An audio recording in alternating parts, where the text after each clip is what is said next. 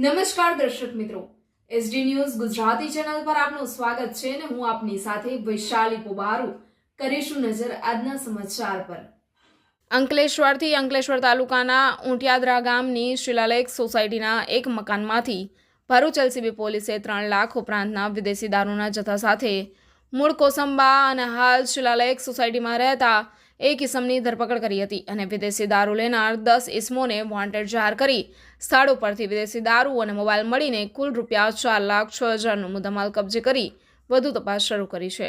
Bharuch LCB પોલીસની team અંકલેશ્વરના ઊંટિયાદરા ગામ વિસ્તારમાં પેટ્રોલિંગમાં હતી તે દરમિયાન કોસંબાનું જિગ્નેશ કૌશિક પટેલ ઊંટિયાદરા ગામની શિલાલેખ સોસાયટીમાં મકાન નંબર 3માં ભાડે રહે છે અને તેણે ભાડાના મકાનમાં વિદેશી દારૂનો જથ્થો લાવી સંતાડી રાખ્યો છે અને તે હાલ ઘરમાં હાજર હોવાની માહિતી મળી હતી।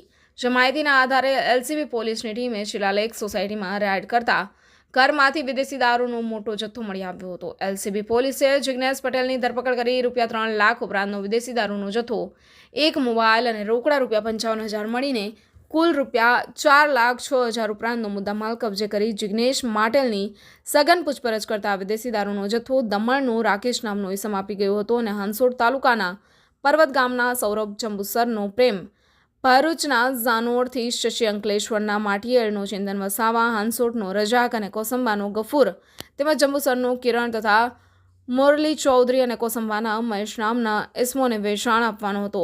પોલીસે આ 10 ઇસમોને વોન્ટેડ જાહેર કરી તેઓ વિરુદ્ધ પાનોલી પોલીસ મથકમાં ફરિયાદ નોંધાવી હતી। પોલીસે ગુનો નોંધી વોન્ટેડ 10 ઇસમોને ઝડપી પાડવાના ચક્રો ગતિમાન કર્યા છે। Reporter Jayesh Prajapati, SD news Gujarati, Ankleshwar.